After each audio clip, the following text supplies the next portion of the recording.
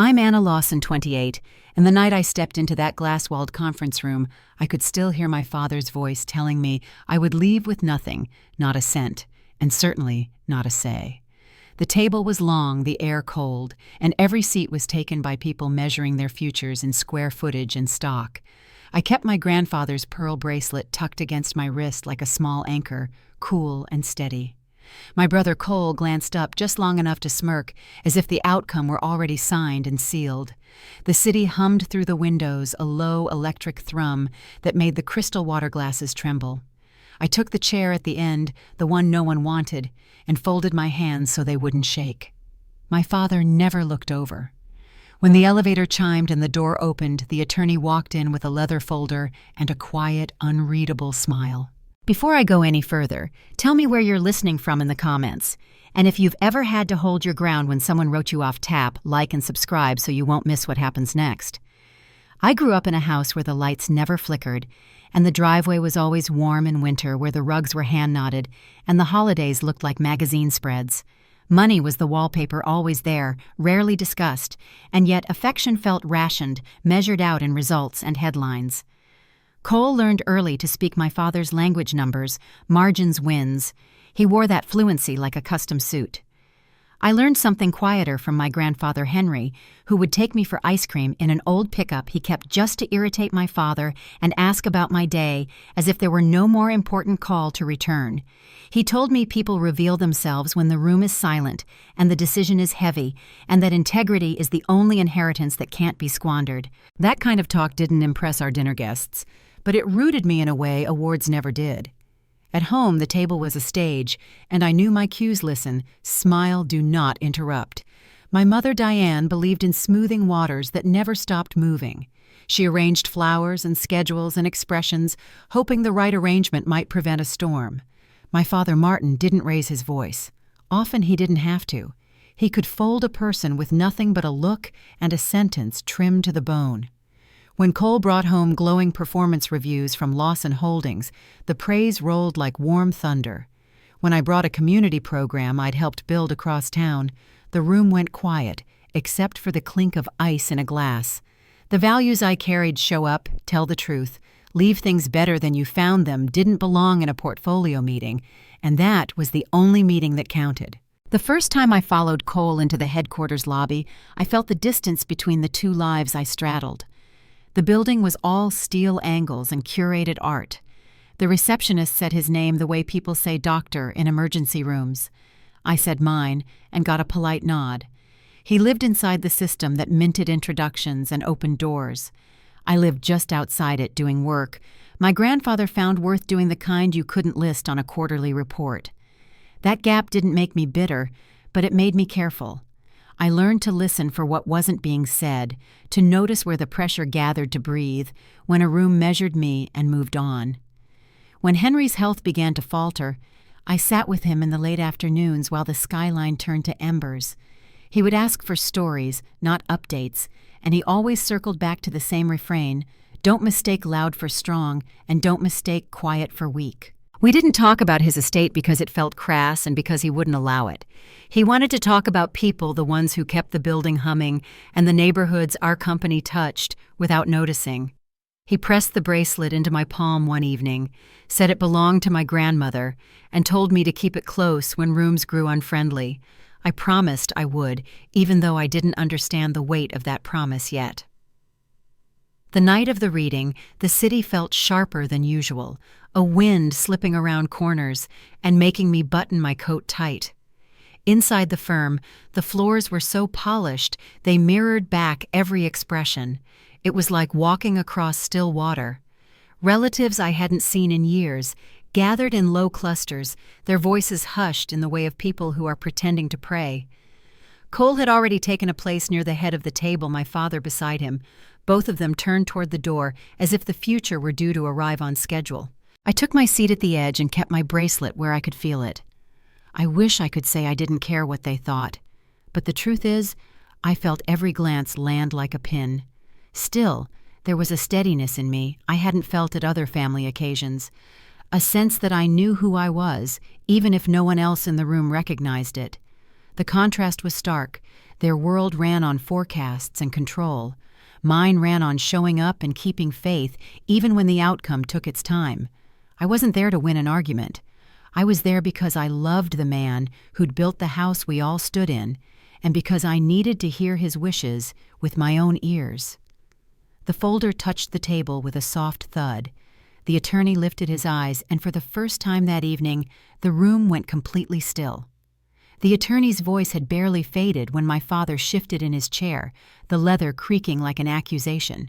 He didn't have to speak for the room to know who held the reins. Everyone felt the weight of his certainty. He folded his hands, the cufflinks flashing under the chandelier, and turned toward me with the same measured disapproval I'd grown up watching across dinner tables. "You almost didn't make it, Anna," he said, his tone flat, but sharp enough to cut. I told him traffic had been heavier than expected. He smiled without warmth. Excuses already. The cousins on my left exchanged glances, quiet amusement flickering between them like static. Cole leaned back in his chair, perfectly composed, as though this were another quarterly meeting he was destined to win. I had sat through years of that rhythm, the soft praise reserved for him, the small corrections reserved for me. I remembered being 8 years old, standing in the kitchen doorway while my father read one of Cole's report cards aloud, his voice rich with pride. When he finally looked at mine, he skimmed it once, then set it aside and asked if I'd finished clearing the dishes. That became our pattern. I did the background work that made everything look easy. Cole took the credit that made everything shine. Even my mother learned to step around it. If she noticed the imbalance, she hid it behind careful smiles and small distractions. Her way of surviving was silence. The night Henry passed, silence filled the house, too. Cole was there when the call came. He handled the arrangements, managed the statements, even chose the suit for the casket. My father told him he was proud of how he'd stepped up. When I arrived the next morning with flowers from Henry's garden, no one mentioned my name in the family meeting. I took a chair in the corner and listened while they spoke about legacy succession and public image. Grief sounded like a business plan. When the meeting ended, my father handed me a folder with funeral details and said, "Try not to make this about you." It was the last thing he said to me before the service. At the graveside, the sky hung low and gray, a weight over the crowd. I stood a few rows back while Cole and my father accepted condolences, their matching coats dark against the winter grass. My mother touched my arm once lightly and then followed them to the waiting car. Before I could step closer to the casket, my father leaned toward me, his voice low enough for no one else to hear. "Don't expect a penny from him," he murmured. "You never earned it." The words slid under my ribs like a blade, quiet and practiced. I remember staring at the pearl bracelet on my wrist and wondering if it counted as a penny. After the burial, I went home alone to the apartment Henry had helped me rent years earlier. It wasn't large, but it was mine, the first place where I could breathe without worrying about which version of myself was acceptable. The city lights spilled across the floor that night, catching on the bracelet's small reflection, and I realized I still believed he had left me something more than that. Not money, maybe, but faith. He had always said he'd seen me clearly when no one else tried. Weeks passed before the envelope from Michael Reed arrived. Inside was a formal notice for the will reading embossed with the law firm's seal. My father's name appeared first, then Cole's, then mine. I read it twice, half expecting a correction, then placed it carefully on the table beside a small photo of Henry and me sitting on the tailgate of his truck. In the picture, he's laughing at something I'd said, his hat tilted back, his hand resting lightly on my shoulder. I could almost hear his voice reminding me not to lose my footing even when the ground shifted. The morning of the reading, I chose a simple navy dress and tied my hair back. I wanted to look composed even if I didn't feel it. When I arrived, the reception area smelled faintly of polished wood and old coffee. My father was already inside speaking to a partner he knew, and Cole was scrolling through his phone, one leg crossed, casually over the other. No one acknowledged me when I entered. I took a seat near the end of the table again, the same seat I had taken at every family function that required balance. Michael Reed opened the folder, adjusted his glasses, and began reading Henry's final instructions. His tone was measured, professional, the sound of order in a room full of greed. The first few bequests went to charities, longtime employees, and distant relatives. My father nodded at each as though he had personally approved them. Then Michael turned a page, paused, and cleared his throat. To my grandson, Cole Lawson, he said I leave the property at West Ridge and an accompanying cash inheritance of $20 million. A ripple of whispers moved around the table. My father's mouth curved into a small, satisfied smile, the kind that said the world had aligned exactly as it should. Cole didn't even pretend to be surprised. He straightened his tie and leaned back as if waiting for applause. I sat still, hands clasped, letting the words settle. The number echoed in my head, heavy and distant. I could feel the familiar tension building, the expectation that whatever came next would confirm my father's prophecy. You'll get nothing. My pulse quickened, but I forced my expression calm. Michael turned another page, his eyes scanning the lines, and for a heartbeat, the room held its breath. My father looked smug, certain that the reading was nearly done. That should conclude the family allocations, he said, half rising from his chair. Michael held up a hand politely. Not yet. He straightened the papers and continued. To my granddaughter, Anna Lawson. His voice was clear, unhurried, cutting through the air like a bell. My father's shoulders stiffened. I leave controlling interest in Lawson Holdings, including all subsidiary companies' assets and real estate holdings. The next words blurred together figures and clauses, but the weight of them settled squarely on me. For a moment, no one moved. Then the noise erupted, chairs scraping, people talking at once, disbelief thick as smoke. My father slammed his palm against the table. There must be a mistake, he barked. She's not capable of running this company. Cole's jaw dropped open, then tightened. You're joking, he muttered half to himself. This is insane. Michael's calm never wavered. Mr. Lawson was of sound mind when he signed these documents. His decision is final. I barely heard the rest. The sound in my ears was like rushing water, my heartbeat tangled with the chaos around me. My father was standing now, arguing with the attorney, his voice rising. Cole was pacing, one hand gripping the back of a chair. Someone at the far end of the table whispered, $5 billion. I sat perfectly still, one hand on my bracelet, feeling its small, cool weight against my skin. My father turned on me, then eyes sharp as glass. You'll destroy everything, he snapped. You don't have the head for business, Anna. You'll undo decades of work.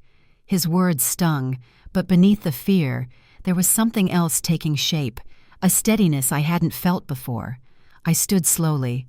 Maybe you mean I'll destroy your plans, I said quietly. The room fell silent. Cole's mouth twitched, caught between disbelief and fury.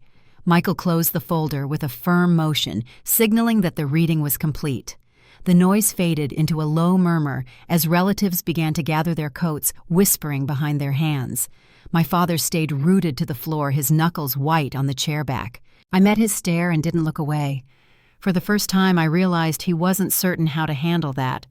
When I finally stepped into the hallway, the sound of the city outside reached me again, the hum of elevators, the muffled traffic far below. I leaned against the cool marble wall, breathing slowly, the bracelet pressing into my wrist. I knew this wasn't the end of the battle. My father's anger didn't end in one meeting, and Cole's resentment would have its own life. But something fundamental had shifted. As I walked out into the wind, I thought of the stories Henry used to tell me about storms, how the air always went still just before the first flash of lightning. That stillness was what I felt now, waiting at the curb while the lights changed across the avenue. Behind me, voices echoed through the building's glass lobby, my father's among them, clipped and furious. I didn't turn around. I had a feeling the real storm was only beginning. When I got home that night, the city looked different through the cab window, sharp and almost too bright, as if every light reflected something I wasn't ready to see. My phone buzzed the entire ride. First Cole, then my father, then an unknown number I was sure belonged to one of his assistants. I let them ring until the screen went dark. By the time I reached my apartment, my hands were trembling. I locked the door, leaned against it, and listened to the faint hum of the refrigerator, the quiet ticking of the hallway clock. The world outside had erupted, but inside my walls everything was still. I sat at the kitchen table with the envelope Michael had handed me before I left the official copy of the will and Henry's final directives. The seal was intact. I didn't open it. Instead, I stared at the pearl bracelet on my wrist, remembering the night my grandfather gave it to me. He had said, "When people doubt your worth, let your actions speak quietly." Back then I thought it was only about work or friendship. Now it felt like a map for survival. The next morning I woke to a string of messages. My father's voice filled the first one. "You need to return my call, Anna. We're meeting at the house tonight. Don't make this harder than it has to be." His tone carried no trace of shock, just command. The second message was shorter. Cole's voice clipped and cold. "You can't possibly think this will stand. Dad's already talking to the board." The words hit like a chill draft through an open door. By noon, my name was trending on the company's internal bulletin. Someone had leaked part of the will, and a rumor was moving through the offices faster than any memo. "The daughter no one saw coming," one comment said. "She's got no experience." "This will sink us," said another. I didn't work for Lawson Holdings, but I knew its corridors well enough to picture the stairs. Every glass door, every polished floor, every meeting room filled with people deciding who deserved what. I tried to focus on my small nonprofit projects, the ones Henry had always encouraged, but the phone calls kept coming. Reporters called. Distant cousins called. Even a college acquaintance reached out pretending to check on me, but clearly hoping for details. The noise felt endless. That night I packed a small bag and drove north to Henry's lake house, the one place that had never belonged to my father. The cabin sat on a slope above the water, surrounded by birch trees. The power had been turned off since winter, but the gas fireplace still worked. I lit it and let the soft crackle fill the space. Henry's coat still hung on the hook by the door. His scent cedar and tobacco lingered faintly in the air. I sank into his old chair, the one that faced the window, and tried to imagine what he would tell me if he were here. I stayed there for 2 days, long enough for the noise from the city to blur into background static. On the third morning, the crunch of tires on gravel broke the quiet. Through the window, I saw a familiar black SUV. My father stepped out first. Coat collar, turned up eyes scanning the property like he was inspecting damage. Cole followed, hands shoved in his pockets, jaw set. I opened the door before they could knock. Martin didn't waste time. "You've made a spectacle of this family," he said. "Do you understand the position you've put us in?" His voice filled the small entryway. I asked how I'd put anyone in a position. Henry's will had been his decision, not mine. "Don't play innocent," he snapped. "You manipulated him. You took advantage of an old man's affection." Cole stood behind him silent, but his glare said everything.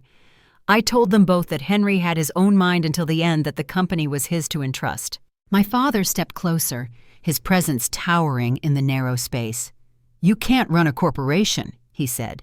"You've never even sat on a board. You'll tear apart everything I built." "You mean everything Grandpa built?" I replied. His expression hardened, and for a long moment the only sound was the fireplace crackling. Then he exhaled sharp and slow. "Sign it over, Anna. Transfer control back to me. You'll still be taken care of." I almost laughed, but my voice came out too tight for that. "Taken care of? Like before?" My father's jaw clenched. He said I was being emotional, that business required logic. He promised it would all go away quietly if I cooperated. I asked what would happen if I didn't. His silence was the answer. Cole finally spoke. "You're going to regret this," he said, voice low. "You don't understand what's coming." Then he turned and walked out, leaving the cold air to rush in behind him. My father lingered his hand on the doorframe. "You think this is power?" he asked. "It's a burden you're not built for. Sooner or later it'll crush you." Then he left too, the SUV tires throwing gravel as they sped off down the hill. For a long time I stood at the window watching the smoke from the chimney drift upward into the trees. The fire burned low, but I didn't move to feed it. My hands were shaking, but not from fear. There was something heavier there, an ache I didn't have words for. It wasn't victory or loss, just the deep exhaustion of being seen too late. That night I opened the sealed envelope from Michael Reed.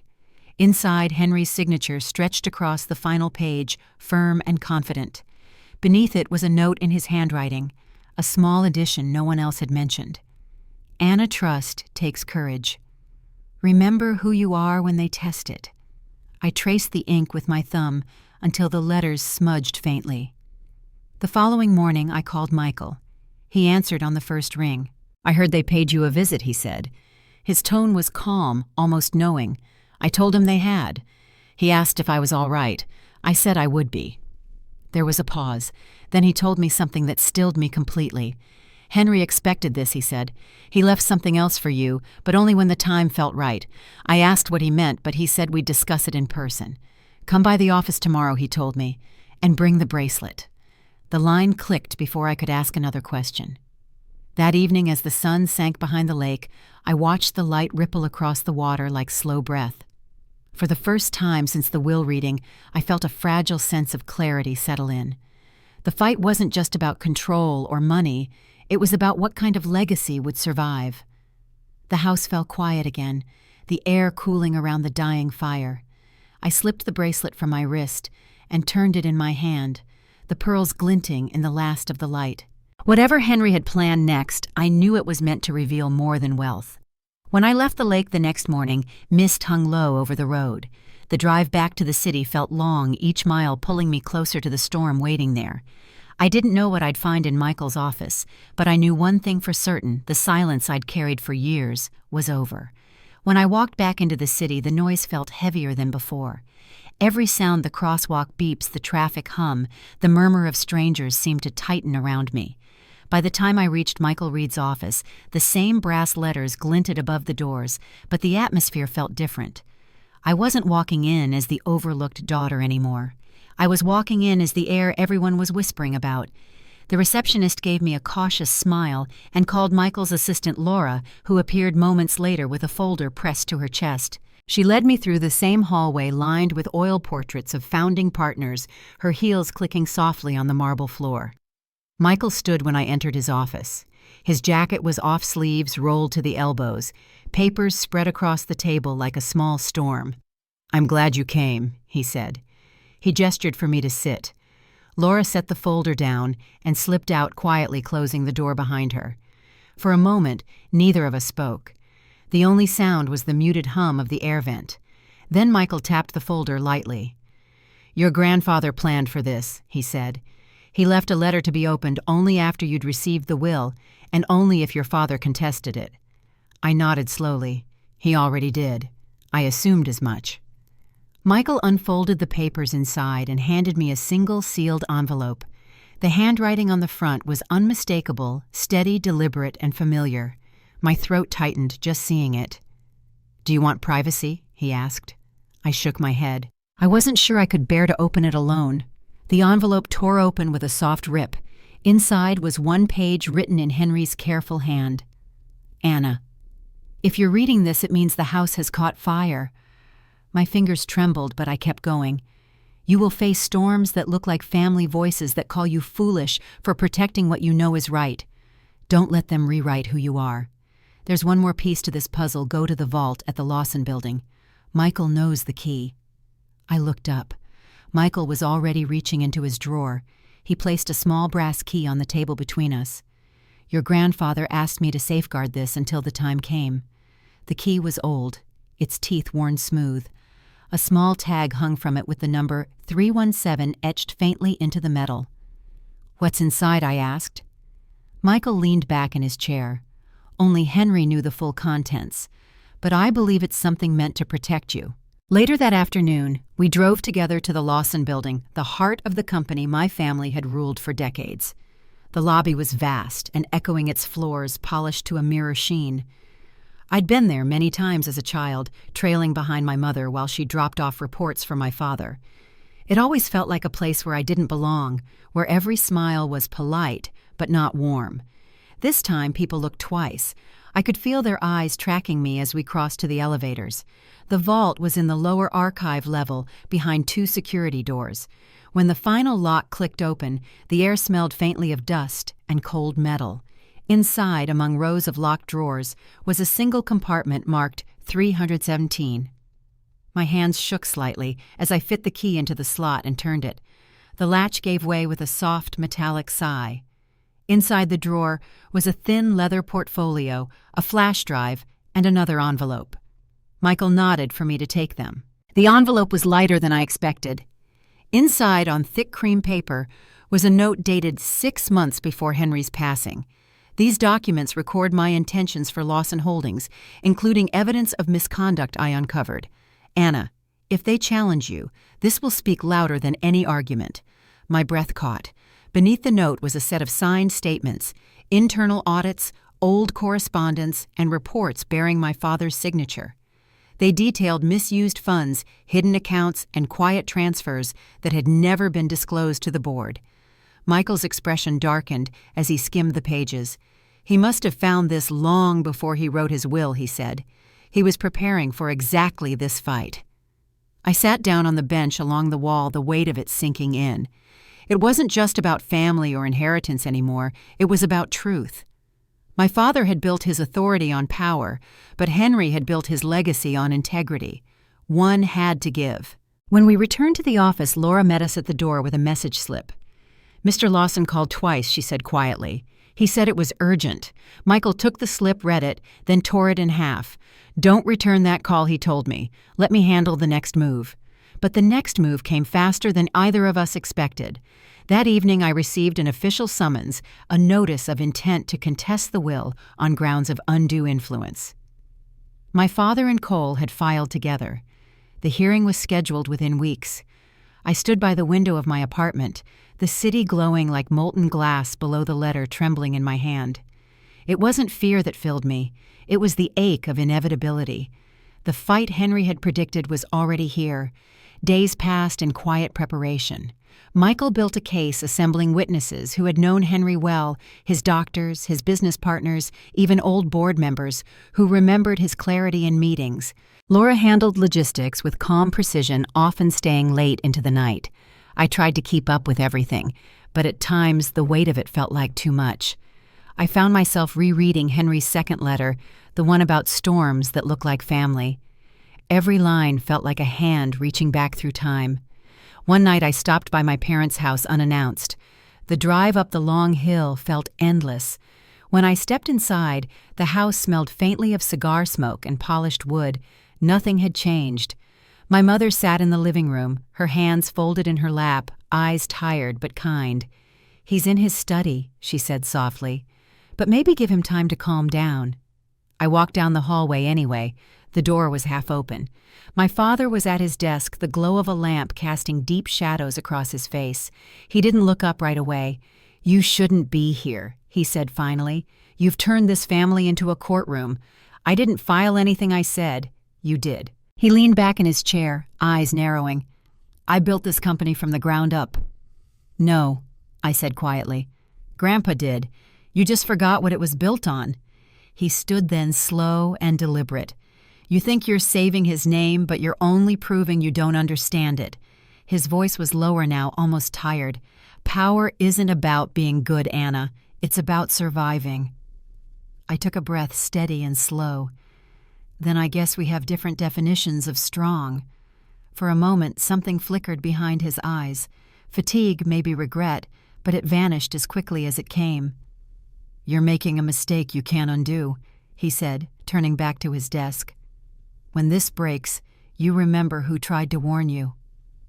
I left without another word. The drive back to the city was silent except for the hum of the tires on asphalt. I didn't cry. I didn't even tremble. Somewhere deep inside, the quiet that Henry had taught me all those years ago began to settle. The kind of quiet that doesn't mean defeat, it means resolve. When I got home, the lights of downtown shimmered against the glass. On the counter, the flash drive from the vault still sat untouched.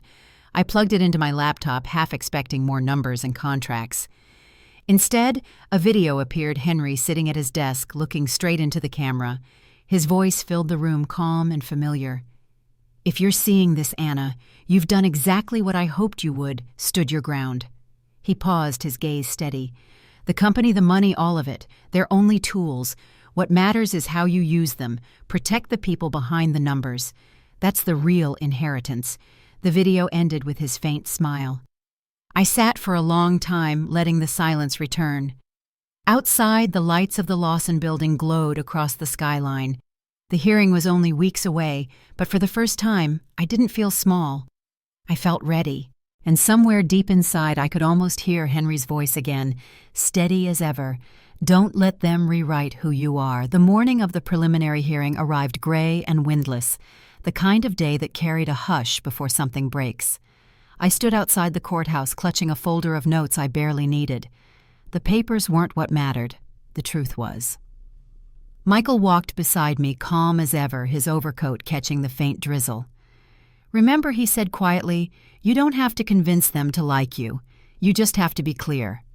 I nodded, though my chest felt tight. Inside, I could already hear voices echoing down the marble hall. The courtroom smelled faintly of polished wood and rain. Cole sat at one table with our father, both surrounded by a team of attorneys whose suits looked expensive enough to buy silence. I took the seat beside Michael. Across the aisle, my father's gaze landed on me, unblinking, as if this were another board meeting, and I'd wandered in uninvited. The judge entered a woman with sharp eyes and a calm presence, and the room rose in unison. Once the formalities ended, my father's attorney began speaking, his tone smooth, practiced, and heavy with disdain. He painted Henry as a confused old man manipulated by affection too frail to make sound decisions. When he reached my name, he paused, letting it hang. "Miss Lawson," he said, turning slightly toward me, "has never managed a company, held an executive title, or contributed to Lawson Holdings' growth. This sudden inheritance defies reason." His words flowed like cold water, each one meant to freeze me in place. Michael rose when it was our turn. He didn't raise his voice. He didn't have to. The late Henry Lawson was evaluated by 2 independent specialists within months of signing his final testament, he said. Both confirmed he was in full possession of his mental faculties, and contrary to the claims of manipulation, he personally requested a clause affirming his decision to entrust Miss Lawson with majority control. He handed the documents forward, steady as a metronome. The judge glanced over them and nodded. As Michael spoke, I caught my mother's eyes from the second row. She sat between 2 cousins, hands clasped in her lap. When our eyes met, she looked away quickly, as though afraid to be seen choosing sides. My father leaned toward his attorney, whispering something that made Cole's jaw tighten. They looked united, a single wall built from decades of shared certainty. When the session adjourned for lunch, I stepped out into the courtyard needing air. The drizzle had turned to steady rain, soaking the stone steps. I found a dry corner under the overhang and sat on the bench there, watching the water collect in the cracks. A few minutes later, Laura appeared with a coffee in each hand. "Thought you could use this," she said, setting one beside me. "You held your own in there." I thanked her, my voice barely audible over the rain. She studied me for a moment, then said quietly, "You know, Henry used to call me sometimes just to ask about how people were doing here. Not profits, not numbers, people." I looked up at her. "He always said you reminded him of himself," she added, and before I could answer, she turned toward the courthouse doors. "They're starting again soon." Back inside, my father took the stand. He spoke with the ease of a man used to being listened to, recounting years of guidance he had provided for his father's empire. Then his tone hardened. "My daughter," he said, glancing briefly at me, "has good intentions but lacks judgment. My father adored her, but affection is not qualification." His attorney nodded approvingly. The room was silent except for the scratching of pens. When it was Michael's turn to cross-examine, his voice stayed level. "Mr. Lawson," he began, "would you confirm that during your father's final 2 years you approved several asset transfers without board consent?" My father's expression didn't flicker. "Those were business necessities," he said. "Temporary reallocation." Michael placed one of Henry's signed reports on the table, the same evidence from the vault. "These indicate discrepancies totaling over $14 million. Are you suggesting your father was confused when he documented them?" The shift in the room was subtle, but real. My father hesitated just long enough for the silence to expose the pause. He regained his composure quickly, but the damage was done. The judge raised an eyebrow. "Please answer the question, Mr. Lawson." My father's jaw tightened. "I'm saying my father misunderstood my actions," he replied. When the session ended for the day, Michael packed his files while the opposing counsel huddled near the front. My father walked past me without a word, but Cole stopped briefly at my table. "You think this is over?" he said under his breath. "You have no idea what you've started." His voice shook, not with fear, but with disbelief. I didn't answer. He turned and followed our father out, his footsteps echoing down the hall. That night I couldn't sleep. The city lights bled through the blinds, striping the walls in pale gold. I kept thinking about Henry's words from the video, "Protect the people behind the numbers." I realized I hadn't stepped foot in Lawson Holdings since the reading. I needed to see it not as a battleground, but as a living place. The next morning I called Laura and asked her to meet me there. We arrived just after 9. The front desk receptionist straightened when she saw me, surprise flickering across her face. "Good morning, Ms. Lawson," she said quickly. The title sounded strange, heavy. Employees passing through the lobby slowed to glance in my direction, whispering behind hands. I forced a polite nod and took the elevator to the executive floor. The walls were lined with framed photographs of my father and Cole at charity galas, ribbon cuttings, and stockholder meetings. Near the end of the hall hung one older portrait, Henry, standing on a factory floor beside the original production team, sleeves rolled up, smiling. I stopped there for a long moment. That photograph was the version of the company I wanted to preserve. Michael joined us a few minutes later with an older man in a gray suit. "Anna, this is Robert Hale, one of your grandfather's longest-serving board members," he said. Robert extended his hand. "I worked with Henry when this place was just 50 people, he said warmly. "He used to say, 'We build trust before profit.' Haven't heard that in a while." We talked in a small conference room overlooking the city. Robert explained how the company had drifted over the years, how decisions were made for short-term gain instead of long-term stability. "The employees still believe in what Henry built," he said. "They just need someone who does too."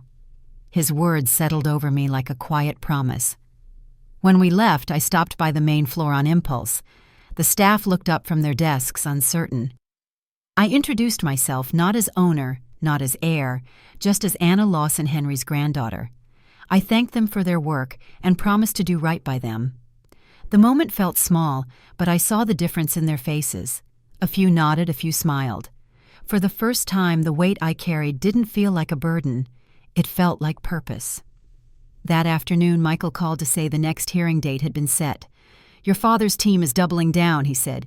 "They're claiming fraud in your grandfather's signature." My hand tightened around the phone. "Then we'll prove them wrong," I said. Michael was silent for a moment before replying, "You already are." When I hung up, I looked out at the skyline, tall, relentless, and gleaming. The fight wasn't over, but for the first time I knew how to stand in it. The fear had turned into something steadier. Resolve. That night as I locked up the apartment, the rain started again, tapping softly against the glass. I thought of Henry's steady voice and the quiet way he believed in me when no one else did. The hearing would resume soon, and the truth would have to rise where everyone could see it. I turned off the light and let the city hum fill the silence. Tomorrow, I decided, the real work would begin. The second hearing came faster than I expected. By the time I walked through the courthouse doors, the air inside felt charged, tense, but expectant, like everyone was waiting for something to break open. The judge's tone was brisk that morning. She wanted clarity, not performance. Cole sat on the far side beside my father, both looking sharpened by anger and exhaustion. They had brought new counsel, a man with silver hair and the kind of practiced calm that hides a blade. Michael greeted me quietly, a reassuring nod in his direction. "They're going to push hard today," he said. "Stay steady." The session began with new evidence from my father's side, emails, letters, things meant to show that I had influenced Henry's decision.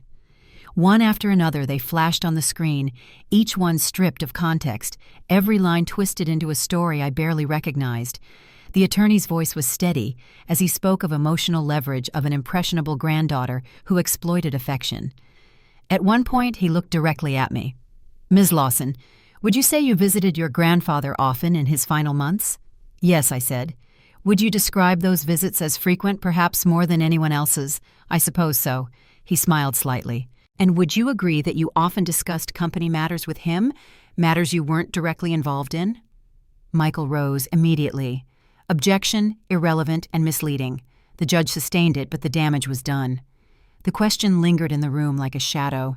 When our turn came, Michael didn't waste time. He pulled a document from his briefcase, the independent psychological evaluation Henry had requested months before signing the will. He read aloud from the summary. Mr. Lawson demonstrates full mental clarity and consistent judgment in business and personal affairs. Then he turned to the judge. These assessments were Henry Lawson's idea, not mine, not Ms. Lawson's. He foresaw this moment. The courtroom fell quiet. My father shifted in his chair, his fingers tightening on the table's edge. Cole's gaze flicked toward him, uncertain for the first time since this started. Then, to my surprise, Michael called Robert Hale to the stand. Robert looked older under the fluorescent lights, but his voice carried the steady confidence of someone who'd seen too much to be shaken. He told the court about Henry's work habits, his attention to detail, his tendency to plan 3 steps ahead. Henry wasn't confused, he said plainly. He was deliberate. He didn't just leave Anna the company. He left her instructions. He believed in her judgment because she listened. The opposing attorney pressed him hard. Mr. Hale, are you aware of any conversations where Henry expressed dissatisfaction with his son's management of Lawson Holdings? Robert paused before answering. I was there when he found irregularities in the accounts, he said. He didn't hide his disappointment. But that's not why he made his decision. He did it because he saw a difference between control and care. The judge scribbled a note. My father muttered something under his breath that made Cole lean in sharply. Michael glanced my way, eyes steady, a silent reminder to hold my ground. By mid-afternoon, the rain outside had turned into a full storm. The windows rattled softly as though the building itself were holding its breath. Then Michael rose again, holding a flash drive. Your Honor, he said with the court's permission, I'd like to submit one final exhibit. He handed it to the clerk who loaded it into the screen's monitor. The video appeared instantly. Henry seated at his desk, his face calm and eyes clear. I hadn't expected to see it again so soon. If you're watching this, he began, then my choice has been challenged. His voice carried a weight that silenced every shuffle and cough in the room. I made my decision with reason, not sentiment. I chose Anna because she understands that a company's true worth lies in the lives it touches, not just its numbers. He paused, looking straight into the camera. To my son Martin and to Cole, I love you both, but leadership without integrity is nothing but greed in disguise. When the video ended, no one moved. The judge leaned back slightly, expression unreadable. My father's face had gone pale, his lips pressed tight. Cole stared at the table, jaw locked, refusing to look up. The judge finally cleared her throat. We'll recess until next week for closing arguments, she said, her tone deliberate. The gavel struck once, echoing through the room like a door closing. Outside, the rain was relentless. Michael held his umbrella over us as we crossed the plaza, but the wind caught sideways, soaking our sleeves. That video changed everything, he said. Your grandfather's words speak for themselves. I nodded, still feeling the echo of Henry's voice. For years, I had craved that kind of belief, and now it filled the silence in a way nothing else could. Later that evening, I stopped by my parents' house again. The lights were on, the same golden glow spilling across the lawn. My mother answered the door, her face soft but weary. He's not in a good mood, she said quietly. Maybe another night, I told her it couldn't wait. My father was in the study again, standing near the window with a drink in his hand. He didn't turn when I entered. Came to celebrate, he asked. No, I said. To talk. He set the glass down slowly. Talk about what? The humiliation you brought on this family? I took a breath. I didn't bring it. You created it when you made Grandpa choose between honesty and loyalty. His laugh was sharp, bitter. You think you understand what it takes to build something I worked my whole life to keep that company standing. You worked to keep control, I said quietly. He built it to give people stability. You lost sight of that. He turned then, anger flashing in his eyes. You've become just like him, he said. Always moralizing, always believing that fairness wins. Maybe it doesn't, I answered, but it's the only thing that lasts. For a long moment he said nothing. The only sound was the soft clink of rain against the glass. Then he picked up his drink again and faced the window.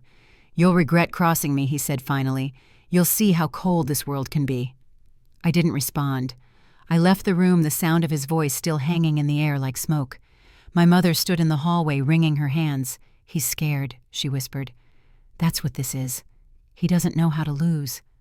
I nodded but didn't answer. I was too tired to untangle what was fear and what was pride. When I got home, I found an envelope slipped under my door. No name, no return address, just a single folded page inside. It was a copy of one of the financial reports from the vault, the kind that had tied everything together. Across the top, in neat handwriting, someone had written, "You're not alone in this." I didn't recognize the handwriting, but I knew what it meant. Someone inside Lawson Holdings, maybe one of Henry's old allies, was still watching, still helping. I placed the paper under the lamp, the words glowing faintly in the warm light. Outside, the rain had finally stopped. The city looked clean, as if the storm had washed away the noise for one quiet night. I stood by the window, the letter still in my hand, and realized something had shifted. I wasn't just defending what Henry had left me. I was beginning to understand what it meant to carry it forward. The next week would bring closing arguments, the verdict, and whatever came after. But for now, the stillness felt enough like the moment between thunder and sunlight when everything holds its breath. The final day of hearings began under a clear sky, the first calm morning in weeks. The courthouse steps still gleamed with rain from the night before, and every reflection in the marble felt sharper than it should. Inside, the air buzzed with quiet tension. Even the clerks spoke in low voices, as if they sensed the weight of what was about to unfold. I took my seat beside Michael, feeling the edge of the table press against my palms. Across the aisle, my father and Cole sat rigid, their attorneys lined up like soldiers before battle. The judge entered promptly at 9. No one wasted time on pleasantries. Michael rose first for closing arguments, his tone steady, measured, each word carrying the calm strength Henry had once used to silence a crowded room. Henry Lawson built an empire on integrity, he began, and he entrusted its future to the one person who reflected that value without compromise. His will was not an act of confusion, it was an act of faith. He gestured toward me briefly, not for sympathy, but acknowledgement. Miss Lawson didn't ask for this fight. She simply honored her grandfather's wishes when others would not. My father's counsel followed his delivery, smooth but brittle. He spoke of tradition, of family legacy, of a father's supposed misjudgment. This inheritance was emotional, not rational, he insisted. It was crafted through manipulation, through a granddaughter's undue influence on a man weakened by age. His words hung in the air like cold mist.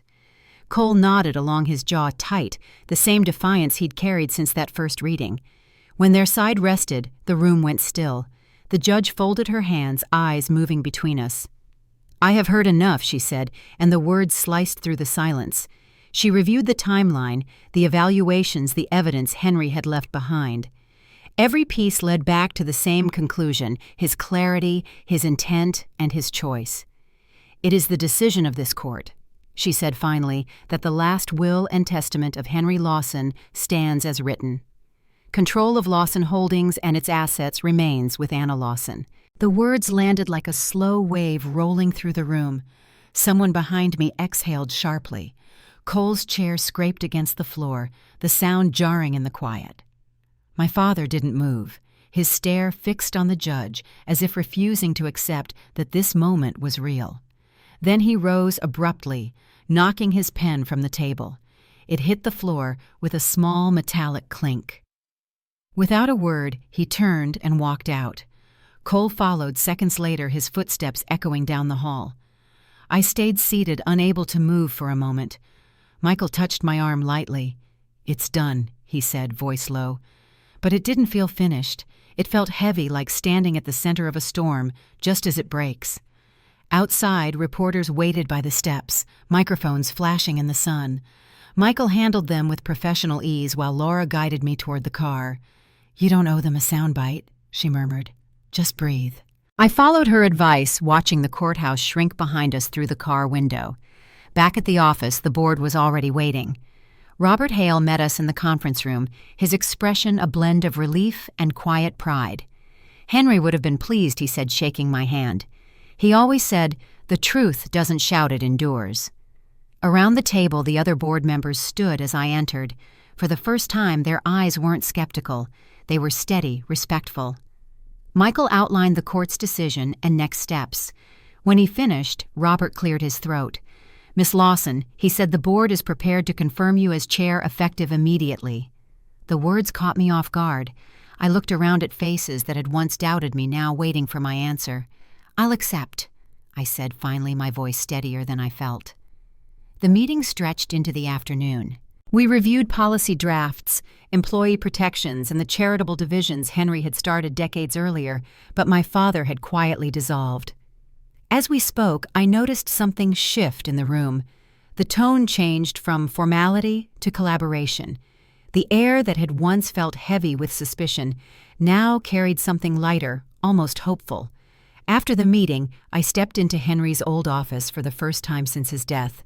The room was just as he'd left it, the framed photographs, the worn leather chair, the faint scent of cedar. Sunlight fell across the desk where his brass pen still rested beside an open notebook. The pages were blank, except for a single line written in his careful hand, "Leave things better than you found them." I stood there for a long moment before sitting in his chair. It wasn't victory that filled the space, it was responsibility. The kind that settles deep in your bones and makes you want to get it right. That evening I called my mother. She answered on the second ring. Her voice was quiet but warm. "I heard the news," she said. "Your father came home early. He didn't say a word." I hesitated. "Is he all right?" There was a pause before she answered. "He's proud," she said softly. "He just doesn't know how to show it without losing his ground." "I'm not trying to take anything from him," I said. "I just want to honor what Grandpa built." "I know," she replied, "and deep down he knows too." For a while we said nothing. The silence between us wasn't cold. This time it was gentle, like two people standing at the same window, watching different sides of the same view. Later I walked through the nearly empty lobby of Lawson Holdings. The night crew was cleaning, their quiet chatter filling the space. One of the older janitors, Mr. Price, a man who'd worked there since I was a child, looked up and smiled. "Your grandfather would be proud, Miss Lawson," he said. "He always said you had his kind of patience." His words stayed with me as I rode the elevator up to the top floor. From the windows, the city stretched out in every direction, lights glittering against the dark. For the first time in months, the weight on my shoulders felt balanced, not gone, but no longer crushing. The next morning, Michael stopped by my office with a briefcase. "These are the final documents," he said. "Everything's officially in your name now. But before I go, Henry wanted me to give you something." He handed me a small velvet box. Inside was a gold compass, its face slightly worn initials, HL engraved on the back. He kept this in his coat pocket for decades, Michael said. Said it reminded him where true north was. I closed the lid carefully. "Tell me something," I said. "Do you think he knew it would all come to this?" Michael smiled faintly. "Henry always planned for storms," he said, "but he believed some battles are meant to be fought by the right hands at the right time." When he left, I placed the compass on the desk beside Henry's notebook. Through the glass walls, the morning light poured in, reflecting off the skyline. For the first time, the office didn't feel like his or my father's. It felt like a bridge between them. That afternoon, the news broke publicly. Court upholds Lawson will granddaughter named company chair. Messages flooded in from employees, former partners, even distant relatives I barely remembered. I answered a few, then shut off my phone. Some victories don't need applause. As the sun began to set, I walked back into the boardroom, now quiet, except for the low hum of the city beyond the glass. The leather chair at the head of the table sat waiting. I placed the compass beside it and took my seat. Outside, the skyline shimmered in the fading light, the same view Henry had watched countless times. I didn't feel like the girl they once dismissed. I felt ready, steady, the way he must have hoped I'd be. And though the storm had passed, I could sense that something new was forming just beyond the horizon, a future shaped not by inheritance, but by choice. The first few weeks after the verdict felt like stepping into a world that was both familiar and entirely new. The phones never stopped ringing, and reporters kept circling, but beneath the noise, the company found its rhythm again. I spent my mornings walking the production floors Henry had loved so much, listening to the quiet hum of work returning to normal. People greeted me now not with curiosity, but with trust.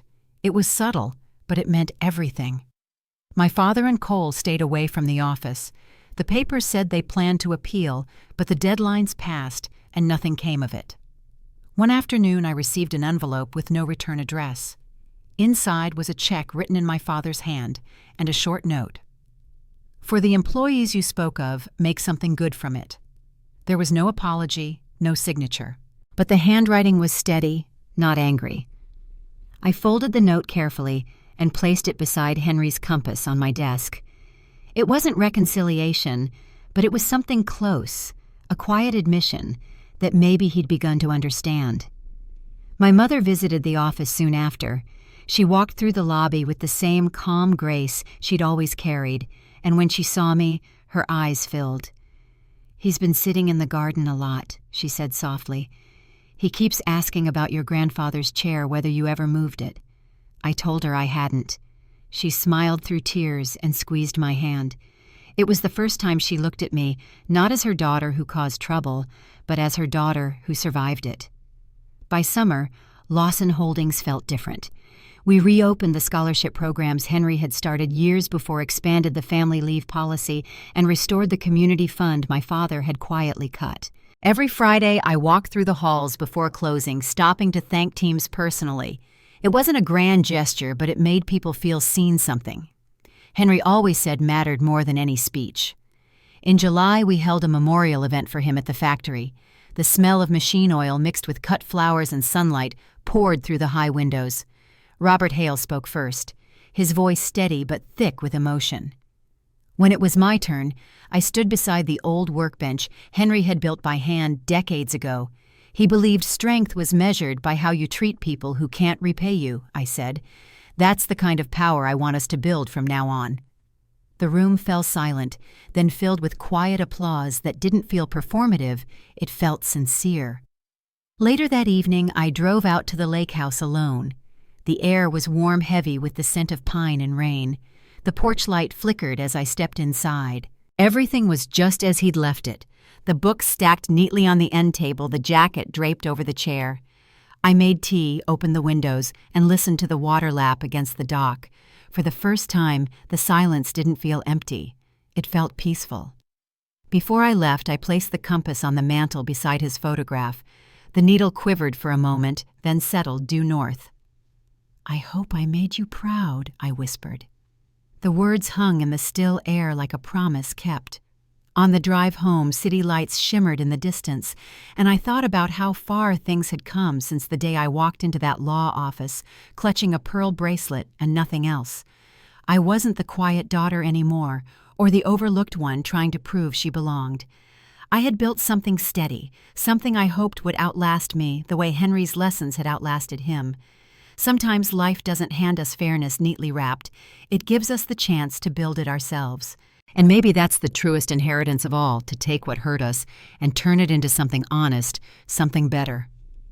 If this story made you think of someone who's had to stand their ground, share it with them. And if you've ever had to fight quietly for what's right, I hope you remember, you don't need to shout to be strong.